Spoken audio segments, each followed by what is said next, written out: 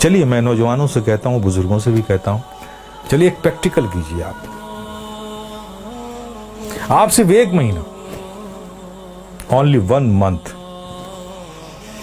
نماز کو قائم رکھیے.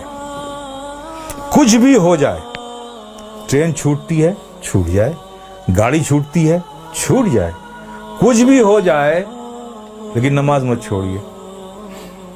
میں پریکٹیکل بات کہہ رہا ہوں. 1 مہینہ اس پر قائم رہیے, پھر 1 مہینے کے بعد نماز خود ہی آپ کو نہیں چھوڑے گی. آپ کر کے تو دیکھو یار, کر کے تو دیکھو میرے پیارے, پھر دیکھو کیا لطف آتا ہے. آج تمہیں سایہ بھی ڈرا رہا ہے نا, سایہ سے بھی ڈر لگ رہا ہے نا, نماز کو اپنے سینوں سے لگا دو. خدا کی قسم ظلم و تشدد کی کیسی ہوئی آندھیاں بھی چلیں گی نا, اس سے بھی خوف نہیں آئے گا تمہیں. جو بندہ 5 وقت اپنے رب کی بارگاہ میں حاضر رہتا ہو. ارے بھائی, ایک آدمی ہے جو منسٹر کی آفس میں کام کرتا ہے, اور دوسرا آدمی جو آفس میں کام نہیں کرتا لیکن 3 بار پرائم منسٹر کے پاس جاتا ہے, تو دیکھیے کیسے سینے چوڑے کر کے چلتا ہے وہ. اس کا آنا جانا پی ایم کے آفس میں ہے. دیکھیے اس سے لوگ ملتے, ارے صاحب یہ پی ایم کے یہاں, اس سے پی ایم سے تعلقات ہے, پی ایم کے یہاں آ جاتا ہے, ہمارے پریزیڈنٹ سے اس کے تعلق. دیکھیے کتنا بے خوف گھومتا ہے اس ملک میں. اور تم, اللہ نے کتنا فضل فرمایا کہ 5 وقت تمہیں یہ سعادت نصیب کرتا ہے.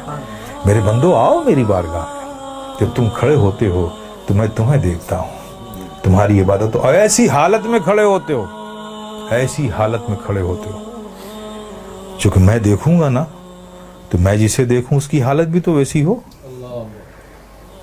پیارے آقا صلی اللہ علیہ وسلم ارشاد فرماتے ہیں کہ رب نے فرمایا, جب ایک بندہ نماز کے لیے مسجد میں جاتا ہے اور نماز کے لیے وہ کھڑا ہوتا ہے, تو کھڑے ہونے سے پہلے رب فرماتا ہے فرشتوں سے, اے فرشتوں, اس کے اندر جتنے گناہ ہیں نا وہ اس سے جدا کر لو, نکال لو, اور سارے گناہوں کو الگ کر دو اس سے.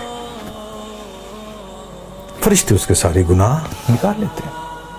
اب بتائیے, سارے گناہ نکل گئے اور آپ نماز میں کھڑے ہو گئے, اللہ اکبر, اور رب کی توجہ آپ پر, رب آپ کو دیکھ رہا ہے, آپ اس کی عبادت میں کھڑے, گناہوں سے خالی ہو گئے. آپ سوچئے اب نماز ادا کر رہے ہیں, صدق دل سے میاں انہماک کے ساتھ رب کے ذکر میں, اس کی یادوں میں مستغرق ہو کے آپ جو بھی دعا مانگو, گناہ الگ کر لیے گئے, عبادت میں ہو, رب کی بارگاہ میں ہو, دعا قبول نہ ہو. لیکن دیکھیے ہماری مادیت کا اثر دیکھیے کہ وہاں بھی ہمارا ذہن بھٹکتا رہتا ہے. آپ سمجھ رہے ہو نا. پھر اس کے بعد کیا ہوتا ہے, جب وہ بندہ نماز سے فارغ ہوتا ہے, کتنی بڑی نعمت ہے آپ سوچو. نماز سے فارغ ہوتا ہے تو فرشتے پوچھتے ہیں, مولا وہ جو نماز سے پڑھنے سے پہلے اس کے گناہ الگ کیے تھے, وہ جو سب رکھے ہوئے ہیں الگ, اس سے یہ نماز سے فارغ ہو گیا, اب اس کا کیا کروں,